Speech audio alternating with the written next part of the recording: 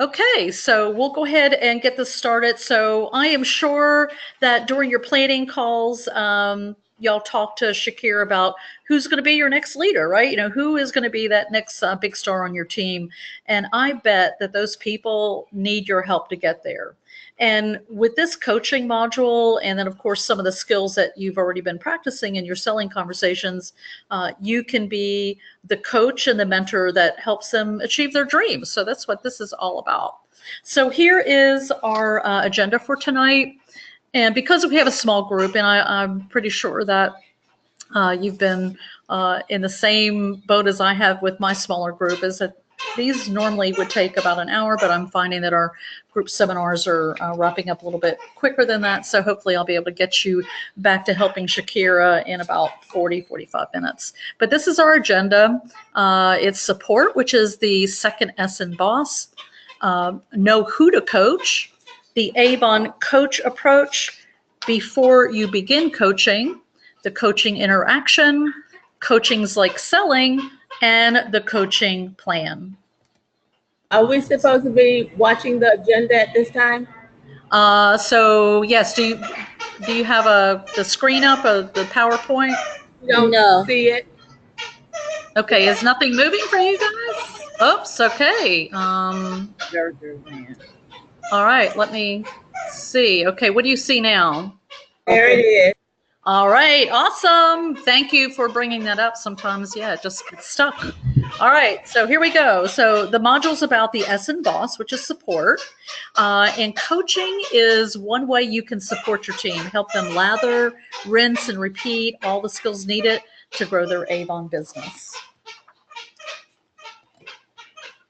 Oh, I'm sorry, he's got like a squeaky toy. Alrighty, so think about a person that you know, or maybe knew in your past. It could be a boss, a coach, you know, maybe you played sports, a mentor, a neighbor, a family member, but who would you say was the greatest coach you ever knew? So I'm going to open it up to the group. Anybody? I guess I can say my art teacher in high school. Okay. I loved art, and she really helped me to develop some of my skills. So today I still love art, and I appreciated what she did.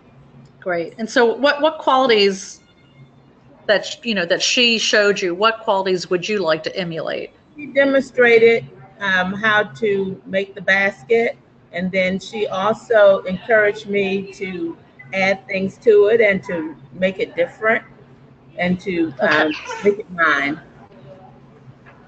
Well, good. So a good coach does that, right? So they teach you, they give you advice, they hold your hand along the way, make sure that you're doing everything properly. So they give you good advice and they mentor and support you. So even the art teacher did that. So, and that's what we want to do as coaches and mentors to our team. We want to be the kind of coach, that you would want to coach you, right? So we want to be that kind of person to your team. Does that make sense? Yep. Yes, it does. Awesome. Great. So before we explore how to coach, it's really extremely important to understand who to coach. And a recent study that was published in the Harvard Business Review identified that most coaches spend time coaching poor performers and high performers while ignoring their core performers. So think about the individuals that you work with today and that you coach today. You may not think of it as formal coaching, but I would imagine that there's some team members that get more attention than others. But coaching poor performers often feels appropriate because there's really nowhere for them to go but up, right? But you have to consider, though, that they may not be in the right role to begin with, based on their skill set. So think about this. Have you ever spent a bunch of time coaching or helping someone that didn't improve? Have ever, any of you experienced that? Yes, definitely. It's frustrating, right? You spend a lot of time, yes. And then they, you give them advice, you might take them out. I mean, I know as a former district sales manager in the beginning of my career, I guess I wanted to mother, I wanted to be that motherly kind of coach, to try to, just nurture them into being successful and Okay. spend a lot of time with people that I figured out afterwards. It's like, man, I really wasted a lot of time with that person. So, we have to be really careful on who we're working with, and aside from poor performers, coaching your high performers can be easy and more fun, but some of these people aren't necessarily motivated to change, something that isn't broken. So if you have somebody that's a top seller, maybe already a leader, and they're skillful, they're doing well with their business, you probably need to leave them alone and just let them know that you're there to support them in anything they need. But who we need to concentrate on, because the research shows, is actually the core or the mid-tier performers that represent the biggest opportunity for impacting your team's overall performance. So even a moderate improvement of coaching those core performers is said to improve performance by 19%. So, if you were to be able to increase your earnings by 19%, that's probably a good thing, right? So prioritize your coaching time wisely by seeking out your high potential core performers that are enthusiastic and open to feedback. So the poor performers, you might work with them some. Your high performers, same thing. You might work with them a little bit, but it's those people in the middle that you really need to concentrate on, that you're going to get the biggest bang for your buck, so to speak. You'll get a lot more out of that particular group. So there's an old adage that says, give a man a fish and you feed him for a day, teach a man to fish and you feed him for a lifetime. And being someone that offers, that one that, I guess, just, the others that want to follow, you want to be that one that comes down to having the ability to empowering individuals. If you can be that someone and bring out the best in people, you want to get the best version of themselves. It's not about doing things for them or leading alongside them or micromanaging every movement. Instead, it's about building them up, supporting their efforts, and then coaching them to become a better leader. And when you do this, you empower people to become the entrepreneur they see themselves being. And that in turn, will just bring that amazing opportunity. They'll feel empowered to do that and bring the opportunity to others. So coaching your team can help you grow your Avon business, and by enriching the lives of your team can support you as you reach for your dreams. And the Avon coach approach is about developing trusting relationships through intentional interactions, designed to build confidence through inspiring a person's heart. And we're going to talk about each of these elements tonight during this seminar. So before you begin coaching, ask her for permission, get to know her heart and belief, plan to build a trusted relationship, and lastly, identify her coaching priorities. So these are the steps that contribute to building trust with the person and respecting her needs and her wants. So starting off with asking for permission. So once you identify someone that you would like to coach, you need to ask her for permission. And so there are 5 steps. You'll want to first share why you want to coach her. What is it? What is it you see in her that makes you want to coach her? And then ask her for her thoughts. So share that and then ask her, what do you think? Then ask her for permission. So you need to say something like, oh my gosh, you're doing so well with your Avon business. I have some ideas that I think might help you achieve even more. I would love to coach you. What do you think? So if she says yes, start building the relationship. If she says no, it's all right. Acknowledge her response, offer support whenever she needs it, and then just find someone else to invest your time in. So remember, if the person's not interested in being coached, you just need to still encourage her to seek your support when she needs it in the future. But then just go find another person that's going to be more receptive because you want to work with someone that's eager to learn and receptive to new ideas. So, and if someone says no now, it doesn't mean no never. Maybe it's just not the right time. Maybe they're getting ready to go on vacation, or they've got kids graduating from school, whatever it is. No doesn't necessarily mean never. So you just need to reach out to her some other time. And then in order to inspire an individual, you have to first understand that individual. You'll want to understand why they have an Avon business as well as what's important to them. And by asking some of these questions, you can learn a lot about the leader's heart. So in your very first module, if you look back, you actually did this little thing. We asked you to answer these questions. So you want to do the same thing with the person that you're coaching. You want to find out, what does she want in life? What does she not want in life? And it could be maybe she wants financial freedom. Maybe that's what she wants. Why does she have an Avon business? Maybe it's because they want to be their own boss. Maybe they just want more time. They need a job that gives them more flexibility so they can have more time with their family. Maybe they're saving up for college. Maybe they're saving up, for whatever. They need extra money to travel, or they want to be going on a great vacation. We need to dig down and find out, what is it? Why does she have an Avon business? And how does that Avon business make her feel? It could make her feel empowered, and that maybe it just gives her more business knowledge and makes her feel more business savvy, makes her feel more independent. So find out, how does that Avon business make her feel? And how has her Avon business changed her life in a positive way? Maybe it's, selling and finding new customers has led to new friendships. Maybe that's what's changed her life in a positive way. Maybe it's given her more confidence to not only grow her Avon business, but to do other things in life. I mean, I see that a lot, where the Avon business has given representatives that confidence that they can actually go out and meet new people and have conversations without the fear, that strikes them down in the past. Maybe the positive thing is that she's earned the money that she needs to send her kids to private school. Whatever it is, we need to discover these 4 chambers of her heart. All right. So just think back on your experience when you went through this with Kim in the beginning of the coaching module, and just dig down with your person that you're coaching as well. So we tend to think about the 3 R words when building trust: being real, being relatable, and being reliable. And to be real requires you to be authentic. It requires you to be realistic and to share your story.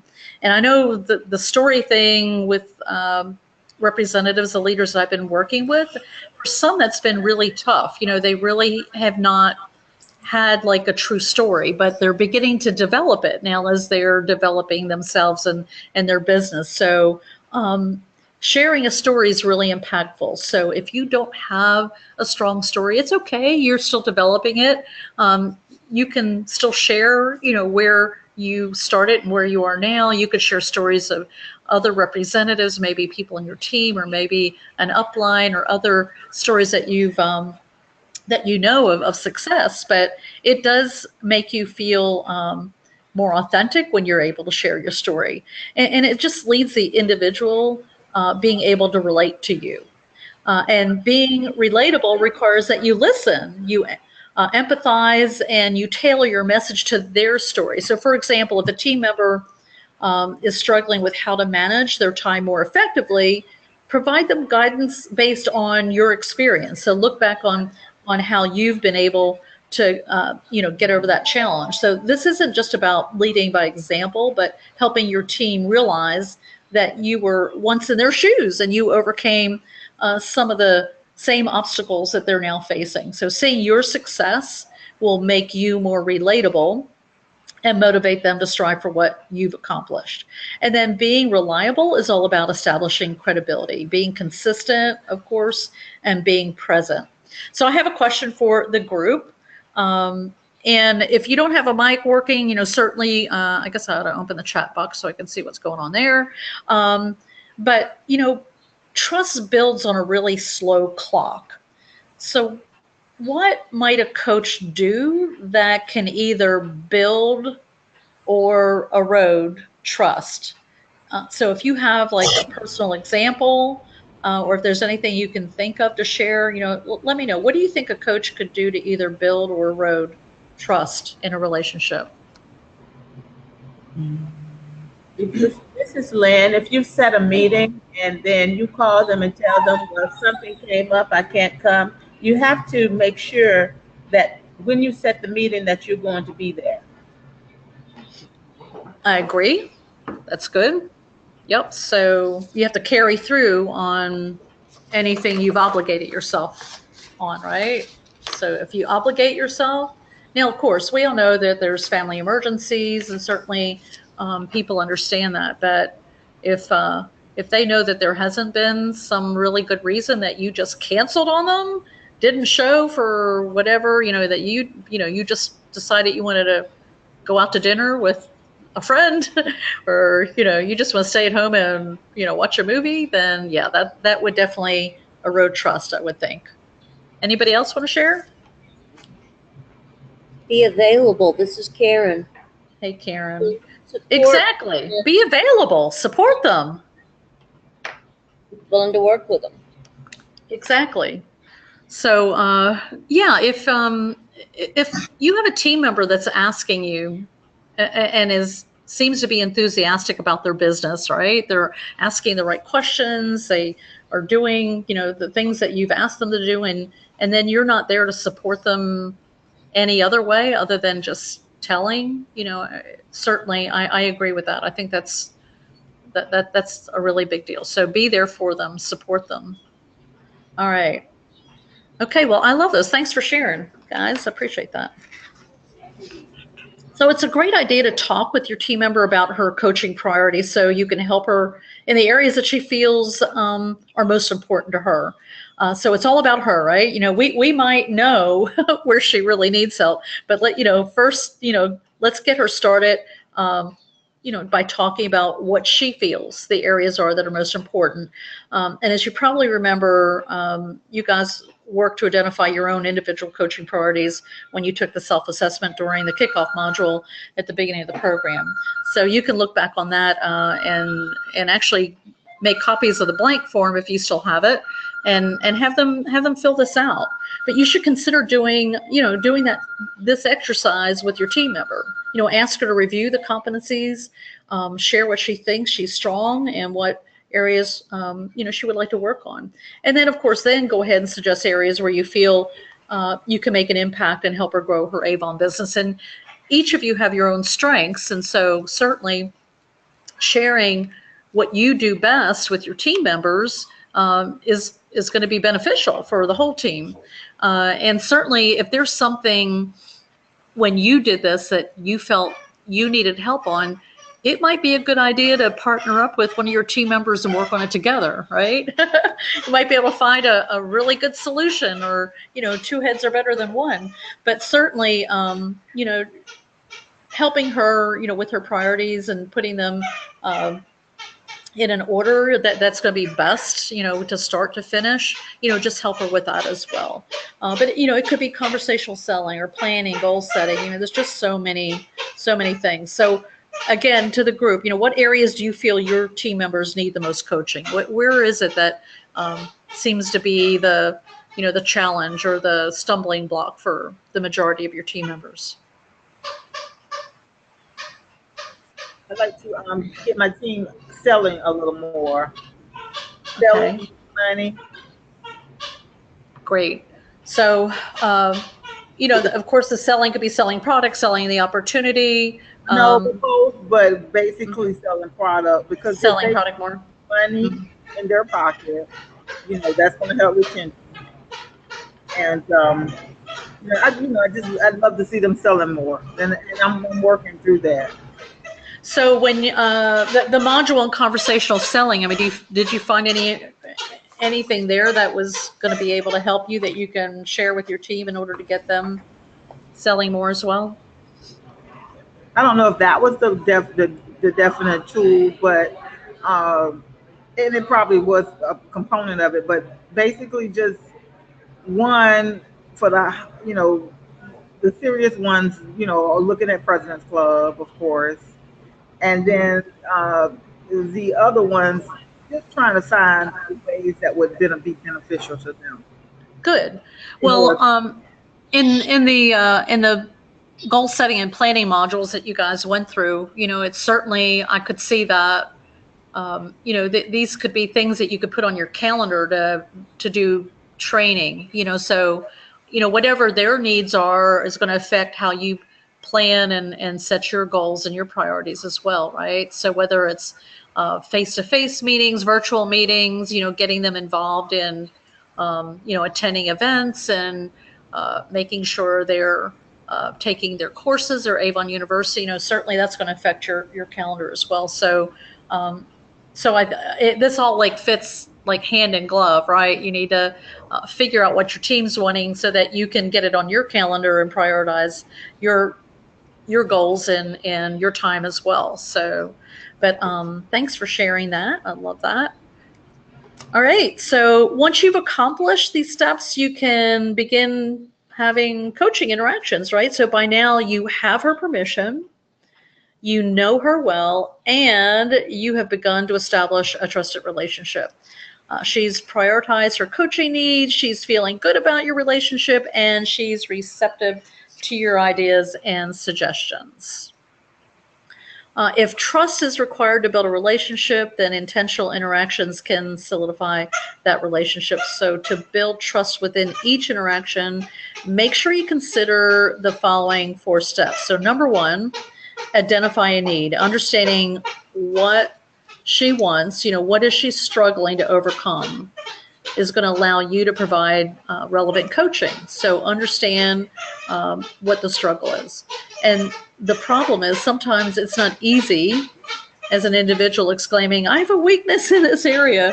So we really sometimes have to dig. So we have to identify their needs maybe in other ways beyond coaching priorities, besides that discussion that we had, maybe we need to observe them, ask them more questions. Of course, we can go on Vibe and look at their performance.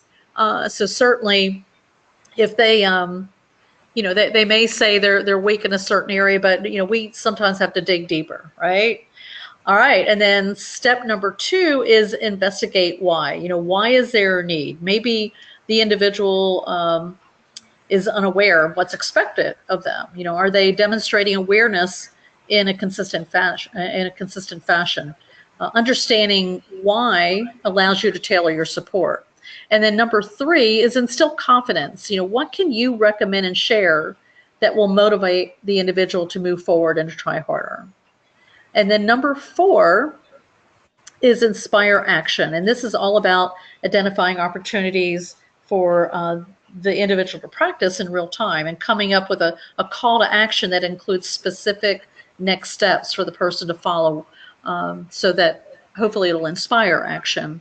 But it's important to agree on a time to follow up to see how things went as well. So when you are meeting with your people and you agree, let's just say that they need more customers. We all need new customers, but maybe that's their weakness. They say, my business is not well because I only have 5 customers. I need more customers.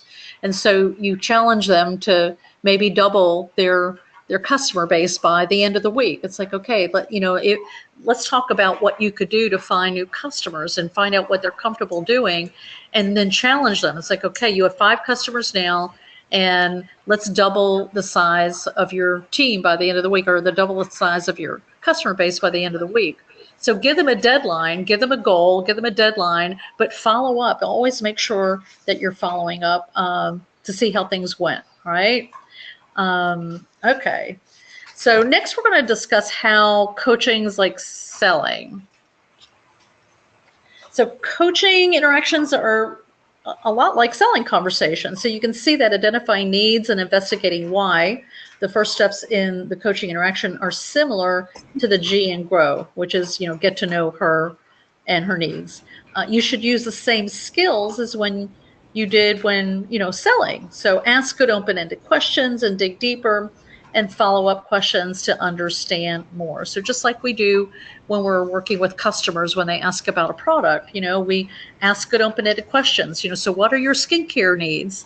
And then you dig deeper, what are your other concerns? Are you concerned with, whatever? Are you concerned about spots, fine lines, and wrinkles? So when we're with our customers, we always do that, right? We ask good open questions, we dig deeper, and then we have follow-up questions to understand more. So are you comfortable, with this kind of routine? Are you, so always follow up. So just like in our selling conversations, the coaching interactions are very similar to that. And then instilling confidence in coaching interaction aligns well with the R and the O in grow. In order to instill confidence with your team member, you need to recommend some possible solutions. So offer stories and best practices to motivate her, and just try to see that the solution can make a difference. And then finally, to inspire action in coaching conversation, you need to be working to establish the next steps, which is the W in grow. And you want to work with your team member to identify what she can do to practice her skills or try new approaches soon after the interaction. So collaborate on a call to get action or meet with her face-to-face, but get her commitment and follow up to see how it went. So follow up, like I said before, is important, not only to provide accountability, but it's also an opportunity to celebrate their successes, because we want to celebrate all the good things. So not only do selling conversations and coaching interactions involve similar steps, they also require one very important skill to be successful, and that's listening with questions. And as a coach and a salesperson, it's vital to ask a lot of good open-ended questions and listen carefully to the person that you're speaking with. There are a broad range of benefits from effective questioning, from being able to connect in more meaningful ways to helping individuals self-discover opportunities for growth and ideas for improvement. So let's review the do's and the don'ts of effective questioning. Ask questions one at a time. So keep your questions brief and clear, and try not to clarify or rephrase the question. So this often creates confusion. Ask open-ended questions. Avoid yes or no questions by starting the question with a why or a how. And this prompts the individual to think for themselves. So you can't get a discussion going if you only require a one-syllable response. And then ask follow-up questions that don't lead the witness, and try not to answer your own question in a follow-up question. So for example, I could say something like, what is contributing to your increase in team sales? Was it the new brochure? So you don't want to try to answer for them. So the good question would be, what's contributing to your increase in team sales? And then see what they have to say.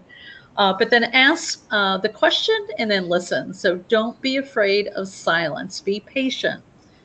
Waiting is a signal that you want thoughtful participation. So count to yourself, just take a breather, while the person thinks. But silence rarely lasts for more than a few seconds. So don't worry, they'll finally speak up.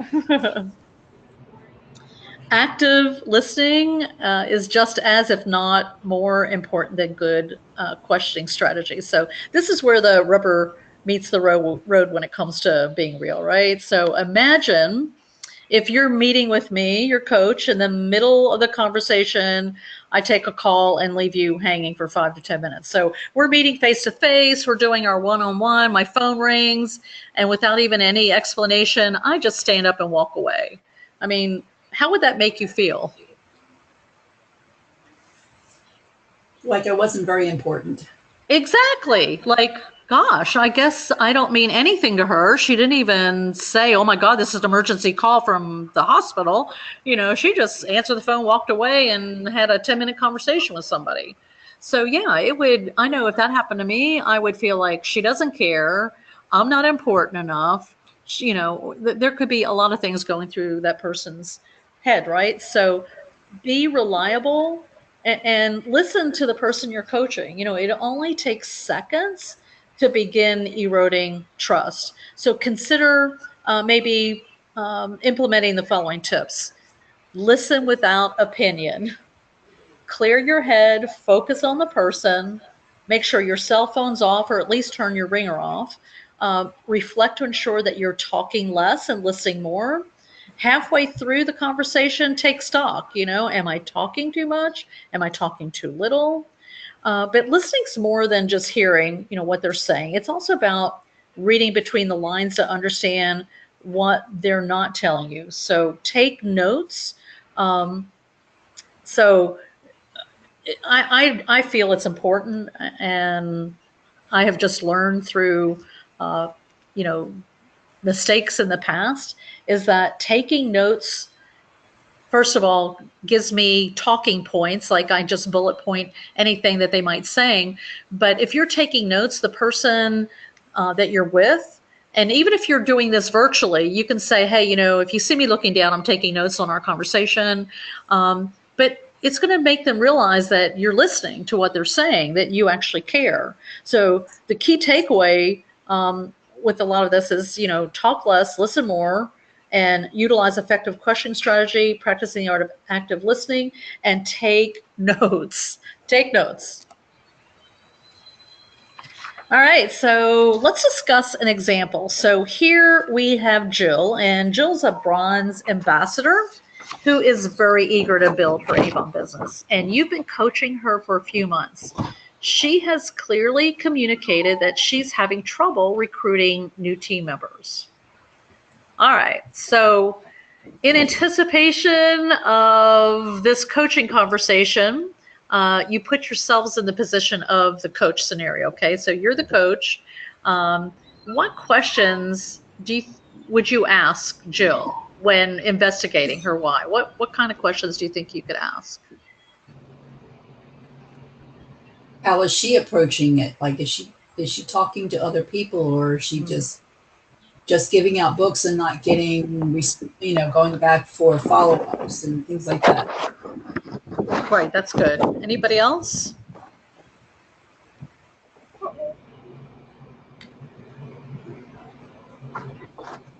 I mean, so her problems recruiting. I mean, I think, personally, there are a couple things you could say. Gosh, I understand you're having a hard time recruiting. Why do you think that is?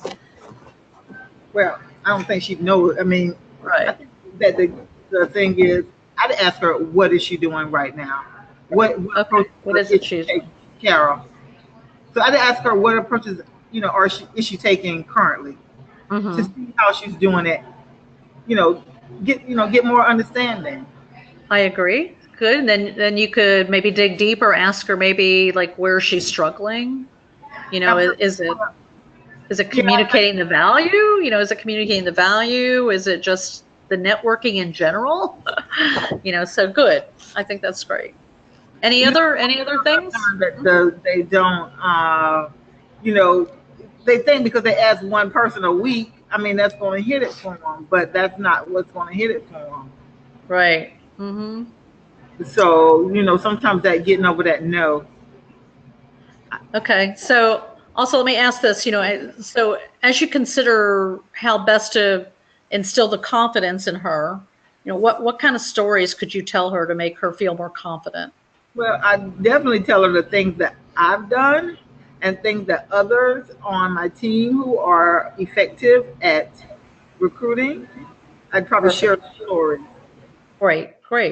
Yeah, you can talk about how others on the team became comfortable by doing X, Y, and Z. What worked well with, for you, what worked well with your team members. So great. That's exactly what I wanted to hear. Thank you, guys. All right. Oh my goodness, I did not. Have you received the application guide? No. Okay. All right. I have your email addresses, so I will certainly send this out to you. But I will bring it up real quick. Give me a minute. Hate getting out of here, but let me go ahead and get here. Are you going to send us a copy of this slides too? Yes. Okay. All right, let me, application guide. Here it is. All right. So like your other, like the other homework you've had, it's just 2 pages.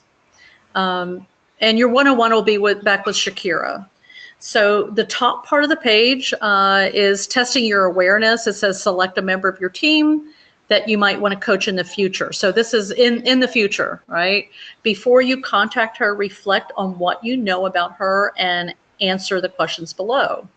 So I think it's interesting because everybody that I have taken through this module in the past reached out and coached, most of them coached somebody that has been on their team for a while.